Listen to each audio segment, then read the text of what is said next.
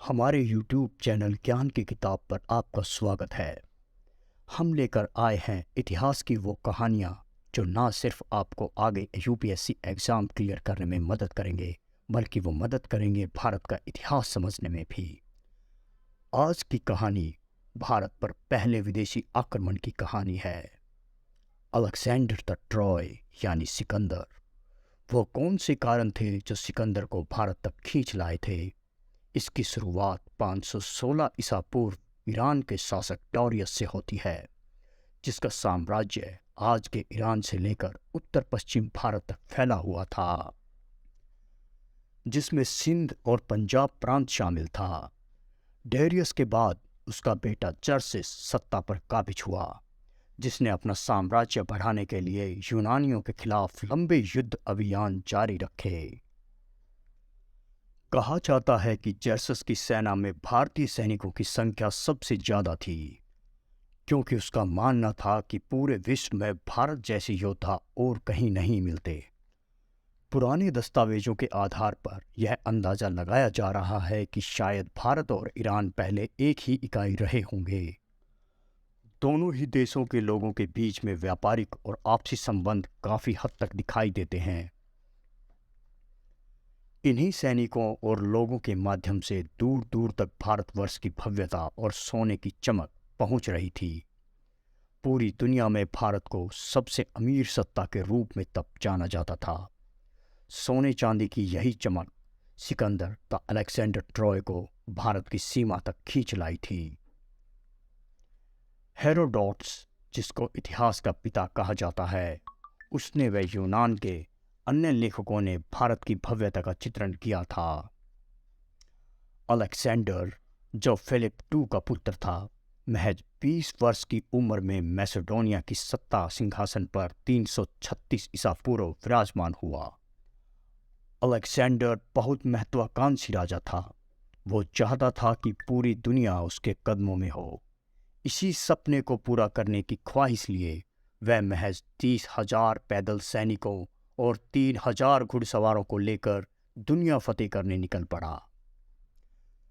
ईसा पूर्व चौथी शताब्दी में उसने न केवल एशिया माइनर यानी तुर्की और ईरान, बल्कि शक्तिशाली ईरान को भी रौंद कर रख दिया। अब उसकी सेना भी बढ़ रही थी और उसका हौसला भी। उसके साम्राज्य की जनता ने यह कहना शुरू कर दिया था कि अलेक्जेंडर द ट्रॉय कोई इंसान नहीं, बल्कि देवता है। इतिहासकारों का मत है कि अलेक्जेंडर खुद को अब देवता मानने लगा था। उसे लगने लगा था कि उसको ना ही तो हराया जा सकता है और ना ही मारा जा सकता है। बुलंद दरवाजों के साथ, बुलंद इरादों के साथ सिकंदर ने खैबर दर्रा के रास्ते भारत की सीमाओं में प्रवेश किया, जहां उसका मुकाबला तक्षशिला के राजा अंबी से होना था। यूं तो राजा अंबी के पास अच्छा खासा सैन्य बल था। इतिहासकारों का कहना है कि यदि राजा अंबी सिकंदर से युद्ध करता तो बहुत हद तक मुमकिन था कि युद्ध का परिणाम कुछ और होता, परंतु अंबी सिकंदर की कहानियों से डर गया और उसने पहले ही संधि कर ली। वह सिकंदर से जा मिला। इस संधि का दूसरा कारण भी था, क्योंकि राजा अंबी और राजा पोरस दोनों ही के बीच सीमा विवाद था। इन दोनों ही राज्यों की सीमाएं झेलम व चिनाब नदी के बीच आती थी। राजा अंबी के बिना लड़े हार मान लेने की वजह से सिकंदर के हौसले सातवें आसमान पर थे। उसे ये यकीन हो गया था कि कैस्पियन सागर तक उसके विजय अभियान को रोकने वाला कोई नहीं है। घमंड में आकर उसने राजा पोरस को घुटने टेक देने का फरमान अपने दूत के हाथ भिजवाया, पर वो यह नहीं जानता था कि अब आगे का रास्ता आसान नहीं होने वाला था। राजा पोरस ने उसका फरमान लात मार कर लौटा दिया और उसके संदेशवाहक को कहा कि जाकर कह दो सिकंदर से कि अब मुलाकात युद्ध के मैदान में होगी। वो दिन आ पहुंचा जब झेलम के एक किनारे पर राजा पोरस की चतुरंग बल सेना और दूसरे किनारे पर सिकंदर की सेना आमने सामने आकर खड़ी हो गई। राजा पोरस की सेना में 300 रथ, 200 के पास हाथी, 4,000 घुड़सवार और 33,000 पैदल सैनिक शामिल थे। जबकि सिकंदर द अलेक्जेंडर की सेना में घुड़सवार और पैदल सैनिक हुआ करते थे। सिकंदर की सबसे मजबूत सैनिक दस्ते का नाम फेलेक्स था, जो 21 फुट का भाला जैसा एक हथियार रखती थी और उस भाले को चलाने में महारत हासिल था। वो दूसरी सेना के सिपाहियों को बिना पास आए ही मार देने की कला में माहिर थे। फेलिक्स की टुकड़ी में 16,384 सैनिकों का एक दस्ता होता था और यही सिकंदर की सबसे मुख्य शक्तियों में एक थी। यूं तो दोनों सेनाएं झेलम नदी के किनारे पर आकर डट गई थी, मगर झेलम नदी अपने पूरे उफान पर थी, इसलिए नदी को पार कर पाना लगभग नामुमकिन था। सिकंदर के पास 2 सेनापति थे, जिनमें से एक का नाम सेल्यूकस द निकेटर व दूसरा निर्याकस था। सिकंदर ने नदी पार करने का रास्ता 17 मील दूर उत्तर दिशा में ढूंढ लिया और वो अपनी 3/4 सेना को लेकर आगे की तरफ बढ़ गया। 1/4 सेना को उसने अपने सेनापति सेल्यूकस निकेटर के नेतृत्व में वहीं छोड़ दिया। 17 मील दूर, जहां पर पानी झेलम नदी में पानी कम था, सिकंदर झेलम नदी पार कर गया। यह खबर जब पोरस को उसके गुप्तचरों के माध्यम से मिली, तुरंत उसने अपने बेटे की अगुवाई में 2000 घुड़सवार व 100 रथों को रवाना कर दिया। सिकंदर का इरादा पोरस की सेना को चौंका देने का था। उसका मानना था कि अचानक से पीछे से किया हुआ हमला पोरस की सेना को तोड़कर रख देगा। अपने 2000 घुड़सवार व 100 रथों की सेना के साथ पोरस का बेटा पूरी बहादुरी के साथ सिकंदर की सेना के सामने आकर डट गया। वह जानता था कि उसके पिता को पलटवार करने के लिए जरूरी वक्त मिलने की जरूरत है। मुट्ठी भर घुड़सवार व रथों के बल पर उसने पूरी रात पोरस की सेना को वहां उलझा लिया। वो अंतिम सांस तक बहुत बहादुरी से लड़ा और अंत में वीरता को प्राप्त हुआ। सिकंदर की पीछे से छिपकर आकर वार करने की रणनीति विफल हो चुकी थी और राजा पोरस को तैयारी कर पलटवार करने का मौका मिल गया था। दोनों तरफ से सेना से घिर जाने के बावजूद भी राजा पोरस की सेना अब निर्णायक युद्ध के लिए पूरी तरह तैयार थी। आज के भारत के हिसाब से संपूर्ण पंजाब, राजस्थान, हरियाणा, हिमाचल, सिंध के खून ने लड़ने का वो जज्बा दिखाया कि सिकंदर की सेना के होश उड़ गए। इस युद्ध से पहले सिकंदर की सेना का मुकाबला कभी हाथियों से नहीं हुआ था। पोरस के हाथियों ने सिकंदर के पैदल सैनिकों को रौंद डाला। सिकंदर की सेना में खलबली मच गई। सिकंदर की आंखों में हार का डर दिखाई दे रहा था। उसने अपने पलटकर भाग रहे सिपाहियों का हौसला बढ़ाने के लिए खुद मैदान के बीचों बीच आकर लड़ना पसंद किया। वो वक्त भी आ पहुंचा जब बेटे की मौत के दर्द से गुस्साए 7 फुट के महान योद्धा राजा पोरस का सामना सिकंदर से हुआ। राजा पोरस ने सिकंदर का रास्ता रोक दिया। भाले के एक प्रहार से सिकंदर के घोड़े बुकाफेला का गला चीर दिया और वही भाला आर पार निकलते हुए सिकंदर की छाती पर जा लगा। सिकंदर घायल होकर जमीन पर गिर पड़ा। सिकंदर के युद्ध के इतिहास में यह पहली बार हुआ था।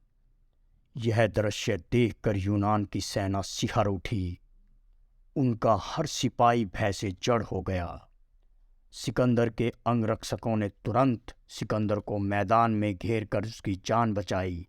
घायल सिकंदर को उठाकर वो वहां से बाहर हो गए, परंतु दोनों ही सेनाओं में युद्ध जारी रहा। यूनान के इतिहासकार इस युद्ध में सिकंदर की जीत की कहानी कहते हैं। वो कहते हैं कि सिकंदर की फेलिक्स सेना ने हाथियों की आंखों व सूंड को निशाना बनाया और यही हाथी वापस पलटकर पोरस की ही सेना पर चढ़ गए और इस तरह अंत में पोरस की हार हुई।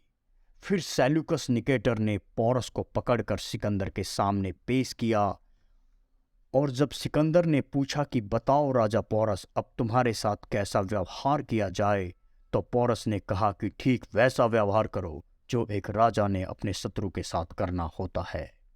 यूनानी इतिहासकार कहते हैं कि इस कथन से सिकंदर प्रभावित हुआ और पोरस को उसका साम्राज्य वापस दे दिया।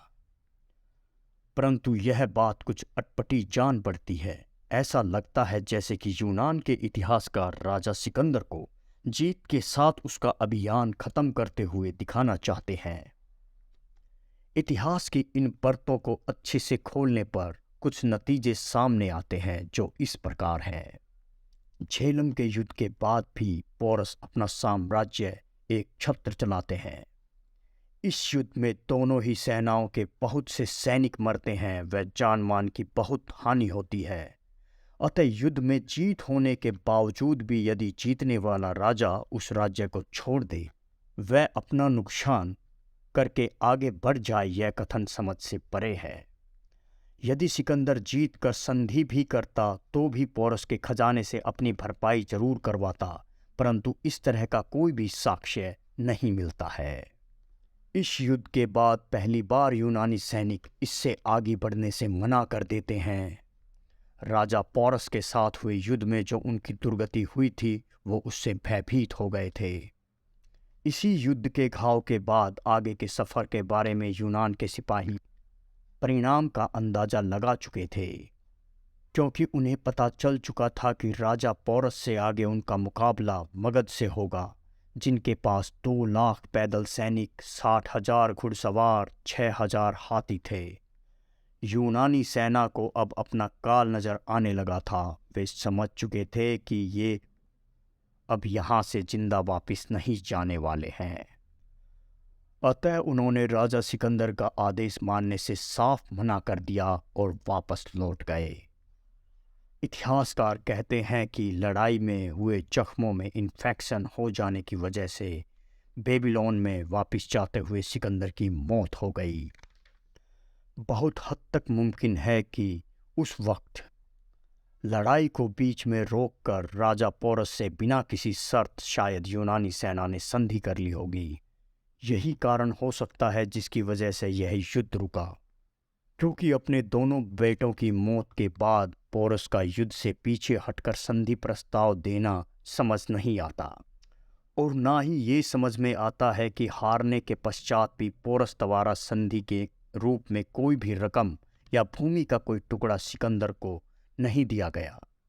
बहुत हद तक मुमकिन है कि यह संधि की पहल सिकंदर की तरफ से हुई होगी, और यह बात इसलिए भी पुख्ता होती है क्योंकि सिकंदर की पत्नी ने इसी युद्ध संधि के दौरान पोरस की कलाई पर राखी बांधकर उसे अपना भाई बनाने का प्रकरण इतिहास में वर्णित है। शायद इस रिश्ते से यह तय हो गया कि भविष्य में भी सिकंदर को पोरस से कोई खतरा नहीं रहेगा, क्योंकि अब वह उसकी मुंह बोली बहन का पति बन चुका था। सिकंदर द अलेक्जेंडर ट्रॉय जैसे महान राजा का विजय अभियान रोक देने के पश्चात भी राजा पोरस का नाम इतिहास के खजाने में अनजान मालूम पड़ता है। इतिहास की ऐसी ही रोचक जानकारियों के लिए हमारे चैनल को सब्सक्राइब करें, लाइक और शेयर का बटन दबाकर कमेंट बॉक्स में हमें बताएं कि आपको हमारी वीडियो कैसी लगी। अगली कहानी में हम मिलेंगे भारत के उस सम्राट से जिसने सिकंदर के सेनापति सेल्यूकस निकेटर को हराकर अखंड भारत की सीमाओं का विस्तार किया। अपना बहुत ख्याल रखिए। अगली वीडियो में आपसे फिर मुलाकात होगी।